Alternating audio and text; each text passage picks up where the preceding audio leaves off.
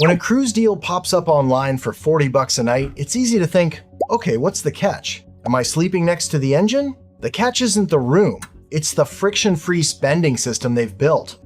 That cheap ticket is just a toll booth to get you onto the property. Once you're on board, your credit card is linked to a harmless-looking plastic cruise card, making it dangerously easy to forget that real money is leaving your bank account every time you swipe. Think about it.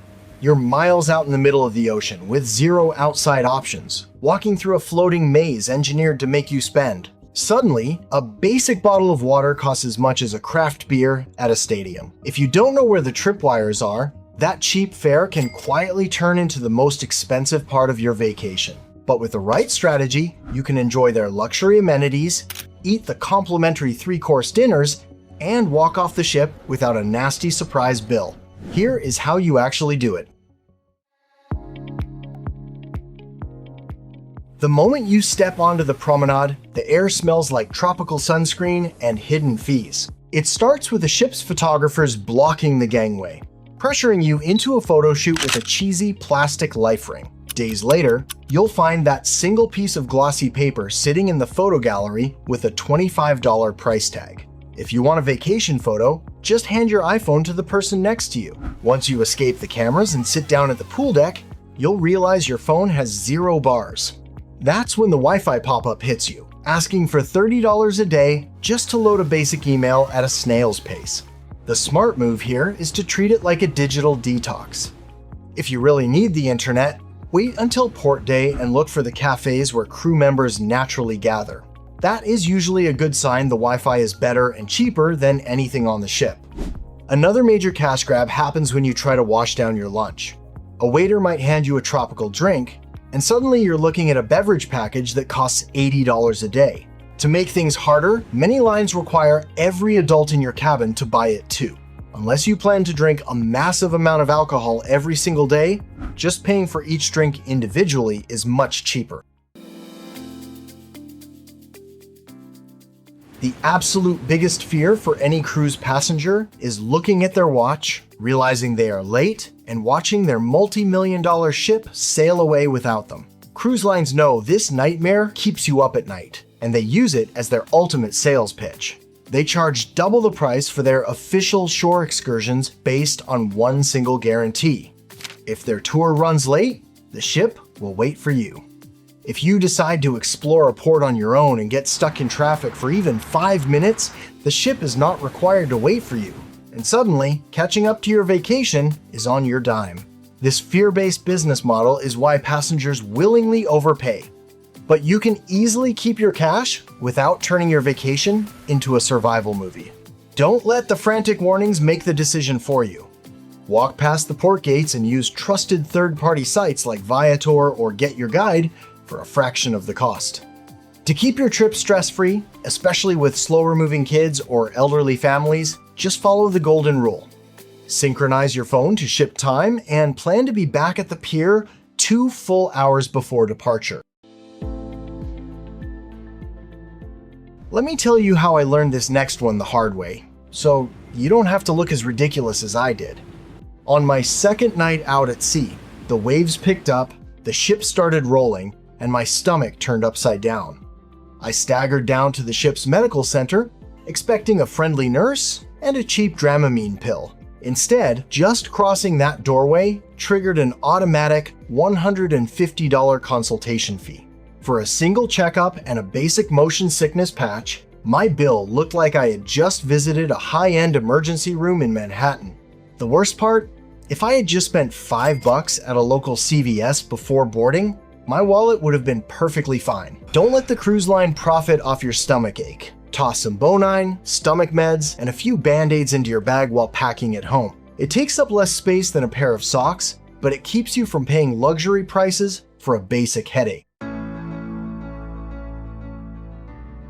Let's fast forward to the moment you are back in your cabin after a long day of exploring and you just want a drink to unwind. If you head to the nearest onboard bar, a single cocktail plus that automatic 18% gratuity can easily run you $20. Fortunately, you can avoid this entirely if you plan ahead during your packing stage. Many major cruise lines allow guests to bring a limited amount of wine or champagne on embarkation day, but the exact rule changes by cruise line. So check your line's alcohol policy before packing anything. There is just one technicality that can ruin your plan. You must keep those bottles in your carry-on bag when you first board the ship. If you make the mistake of leaving them in your checked luggage at the pier, the ship's heavy-duty security scanners will flag it. Your bags will end up in cruise jail until you go down to explain yourself. But assuming you got your wine safely into your cabin, don't make the same mistake I made on my very first cruise by walking into the main dining room with the bottle under your arm. The waiters will instantly hit you with a $25 corkage fee. Instead, just pour yourself a generous glass in the comfort of your own room and casually stroll out to the pool deck. You still get the 5-star feeling, just without turning one glass of wine into a dining room surcharge. Most people assume booking directly on the cruise line's website gets them the best deal. Booking directly feels safe, but it may actually be the most expensive button on the page. In reality, going straight to the source means you are likely leaving money on the table. Many travel agencies have access to group rates, negotiated perks, or onboard credit offers that do not always show up the same way on the cruise line's public website. Instead of browsing standard company pages, savvy travelers use comparison platforms like Cruise Compete or Vacations to Go. These sites let you throw your dream itinerary out to a network of hundreds of independent agents who then aggressively bid against each other to give you the lowest price. To sweeten the deal and win your business, these agencies will often throw in onboard credit, which is basically free Monopoly money loaded onto your cruise card. You can easily end up with a couple $100s of free cash to spend on the ship for spa treatments or specialty dining simply because you didn't buy the ticket directly from the cruise line. While repositioning cruises are great for long oceanic crossings, you can use a completely different trick for standard 7-day vacation routes if you want a premium room for cheap. Around 60 to 90 days before a ship sails, passengers reach the final deadline to cancel their trips without losing their deposits. Once that date passes, cruise lines look at their unbooked high-end cabins, like balcony rooms and suites, and that empty space starts to matter. They cannot afford to let those premium spaces sit empty, because empty rooms mean zero onboard spending. To fill those beds, they will quietly cut fares. In some cases, you may see discounts of 50% or more, especially on less popular sailings or specific remaining cabin categories just weeks before departure. This strategy is perfect if you already live near a major cruise hub like Miami, Fort Lauderdale, or Port Canaveral near Orlando, and can pack a bag at a moment's notice. Instead of paying a fortune months in advance, you can wait until the final countdown, jump on a standard Caribbean route, and live like a high roller in a balcony suite for less than the price of a basic inside cabin. If you want the ultimate luxury experience on a backpacker's budget, you need to look at repositioning cruises. This happens twice a year, during the shoulder seasons in spring and fall. Cruise lines have to physically move their multi-million-dollar ships from the US to Europe, or vice versa, to follow the warm weather.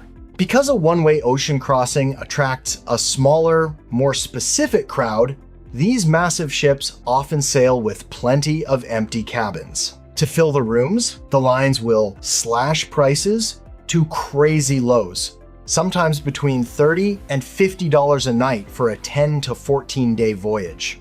You spend a week out at sea, living like royalty, eating fine food, and enjoying the theater with only a fraction of the usual crowds. The only catch is that you start in Miami and wake up in Barcelona, meaning you will need to buy a one-way transatlantic flight back home. But even with that airfare added in, the cost per day of this luxury vacation is often cheaper than staying at a mid-tier hotel in New York.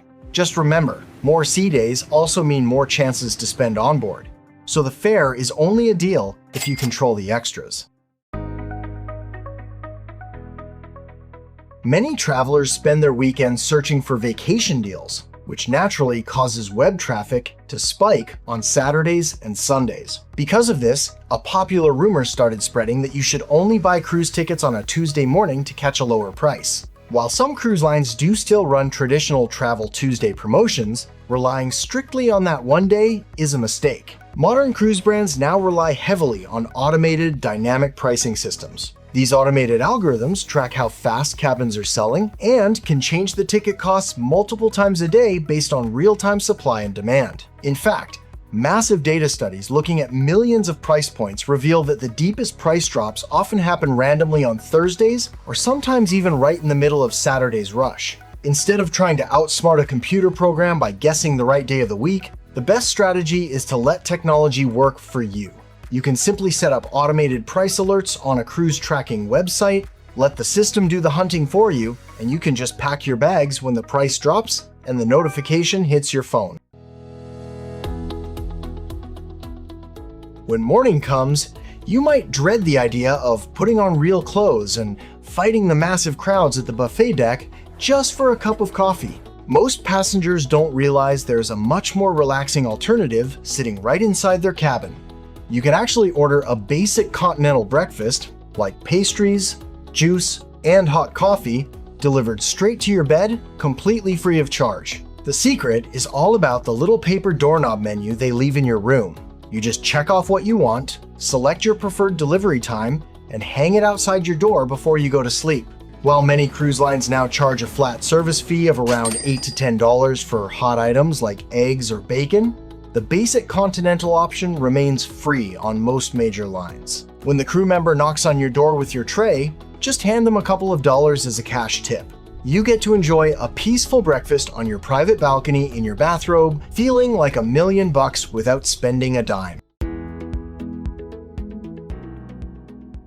By your third or fourth port, you'll notice many coastal towns look identical, filled with the exact same tourist traps. If a specific stop doesn't excite you, the smartest move is to simply stay on board. During my cruise on Royal Caribbean's Voyager of the Seas last summer, we docked at Civitavecchia, the gateway to Rome. Having already seen the Colosseum, I skipped the exhausting 2-hour train ride into the city and stayed behind. The moment thousands of passengers rushed off into the heat, the ship transformed into a peaceful, half-empty sanctuary. I walked straight to the pool deck and claimed the best lounge chairs with zero competition. The water slides had no lines, the hot tubs were empty, and the bars offered instant service.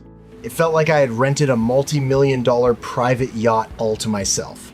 Obviously, don't skip a port you're genuinely excited about. But if a stop feels like filler, staying on board can become the cheapest luxury upgrade of the whole trip.